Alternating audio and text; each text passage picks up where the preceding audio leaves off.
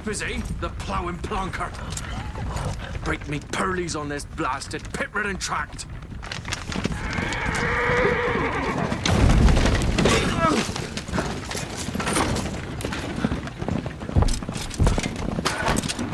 With fear not dry road. Aye, the devil's after it! This running from!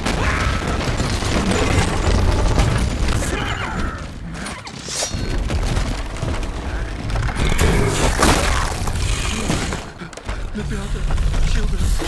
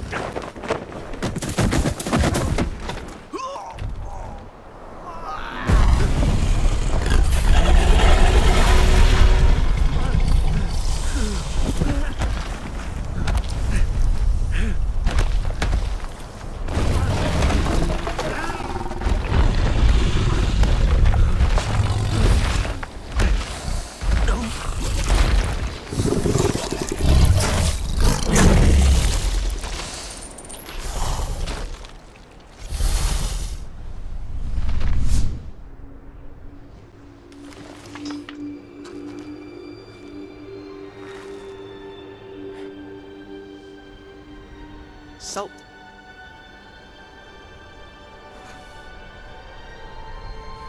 Almost had me fooled, Fruin.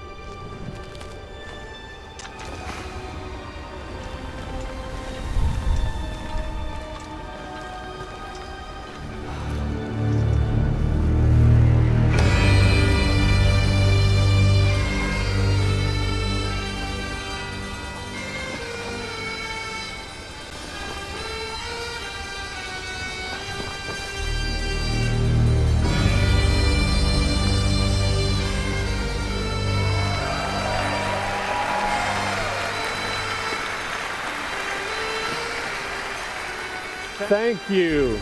Thank you, everyone, and welcome to the State of Unreal at Unreal Fest Orlando. We're here to show you what's next with Unreal Engine and so much more. We are thrilled that you're able to join us. Thank you. But first things first, I'm here with Sebastian and Kaitek from CD Projekt Red. We have a lot to talk about. Hey, guys.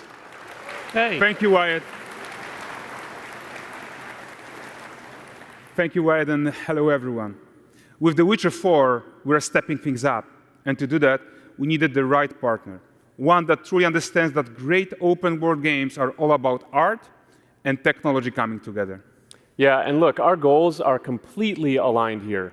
And around the launch of UE5, your awesome team at CD Projekt Red announced a collaboration to make open-world development in Unreal even better. And it's an opportunity, we just couldn't pass it up. So we've been working on a technical demo together to achieve just that. I think we should take a look at it. You guys ready? Born ready. Kaitek is going to play the build for us. Sure, let's do it.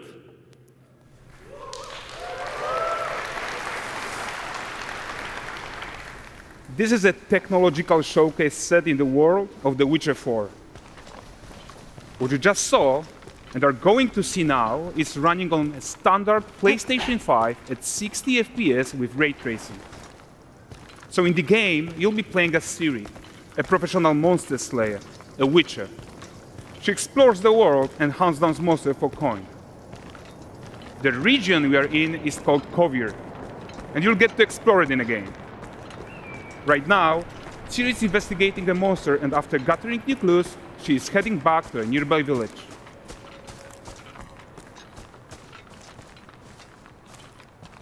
All right, everyone, meet Kelpie. Let weeds be weeds, Kelpie. So just like Geralt of Rivia, Ciri has her own loyal companion. We return to town. These two characters need to feel like one. Since you're gonna explore the world on horseback, riding needs to feel seamless, natural, and just fun. Yeah, and to support that, we're introducing multi-character motion matching in Unreal. So Ciri and Kelpie, they're perfectly synchronized when mounting from any angle and speed.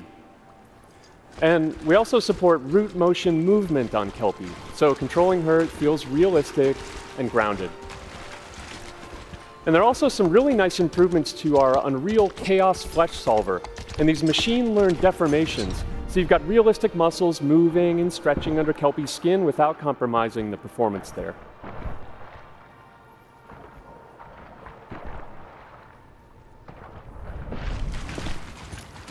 So let's leave Ciri behind for a second and talk about the world itself. So much of the Witcher world is natural, organic, especially Kovir with its dense forest and wild nature. Yeah, and wild nature is hard. And with nanite geometry, we've freed artists from so many of their old constraints. But we don't want to rest until everything we do in Unreal has that same spirit of freedom. There's always more work to do.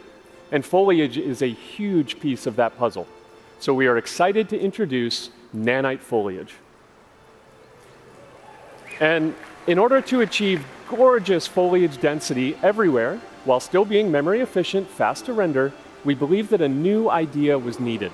So instead of the same card approach we've been using for the past 20 years, artists should be free to take a nanite approach to foliage, modeling every single leaf and pine needle. And the old LOD tricks of the past, they needed a complete rethink. And in their place, it's a new adaptive voxel representation in nanite.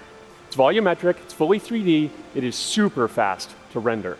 And these dense clusters of triangles turn into these cubes, which at a distance, they're no larger than a pixel, and they react to the changing light of our dynamic sun and our shadows, and they allow artists to render whatever amount of foliage is needed to achieve their vision without compromise. And no compromise means how ambitious we are when it comes to bringing our vision to life with incredible visuals. But more than that, together with Epic, we created faster way to load the world. We can now bring in more content more quickly for the smoothest possible experience as we fly down to catch up with Ciri.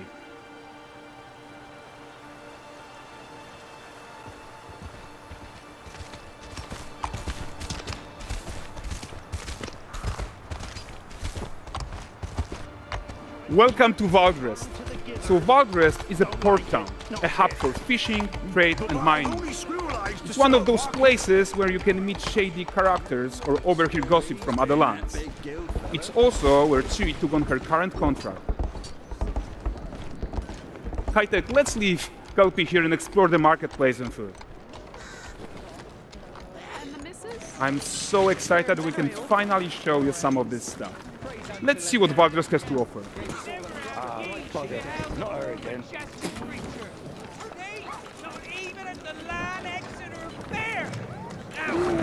Nine gazes while I present him with a fish. For the furry rascal will often wink, and a bear's weight grants good fortune.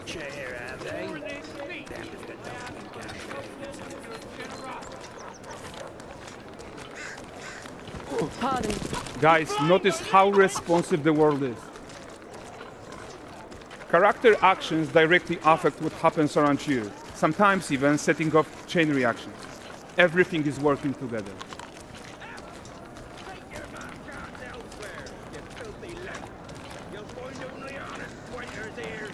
Oh, look at this poor gentleman being taught how to fly by an angry innkeeper. That's what happens when you cheat at Gwent. Last of it, is it? Ready to aim. Jingling the purse.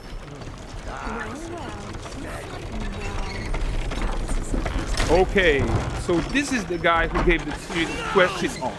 Like you probably suspect, he has his own agenda in all of this. You're off your tits again, Wilfred. Get your ass up.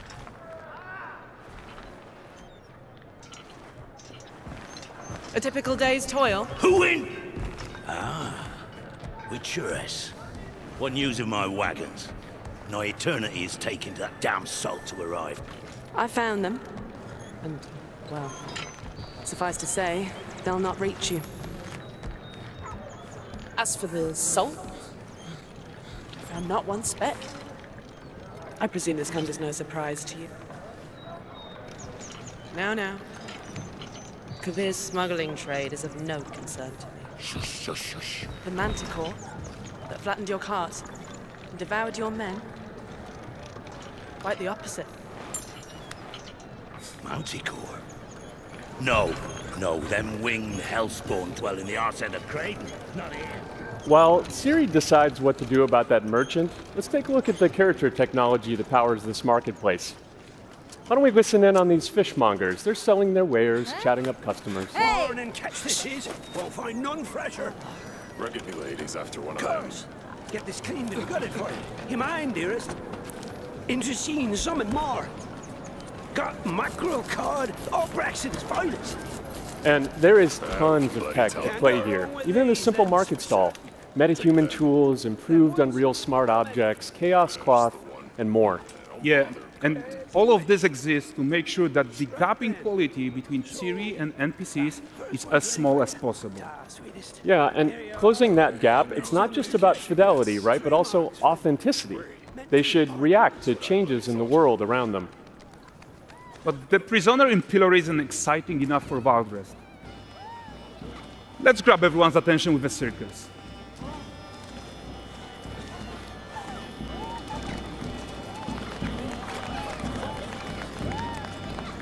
But the great performance deserves a huge crowd though. Let's crank it up.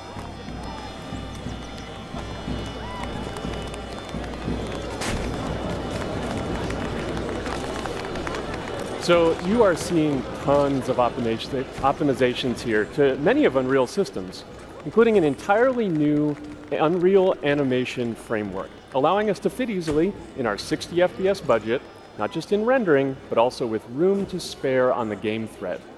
Over 300 animated skeletal mesh agents all going about their business. And the whole point is to leave breathing room for developers like you to introduce the gameplay and the systems that your players expect, empowering you to make your worlds come to life without Unreal standing in your way. You are right, and that's the open world RPG that we're making. But before we wrap up, how about one final check-in with Ciri?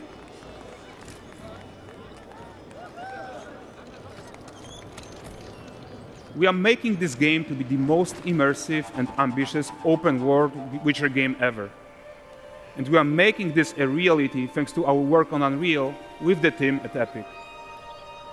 I think what we are doing together is going to bring in a new generation of open world RPGs, and I'm so proud of what we accomplished so far. We are too. So we're almost done, but before we go, here's a small gift for all Witcher fans. A first look at Lanexeter.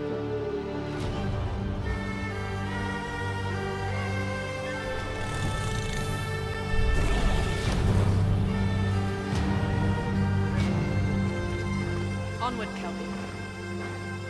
We've worked.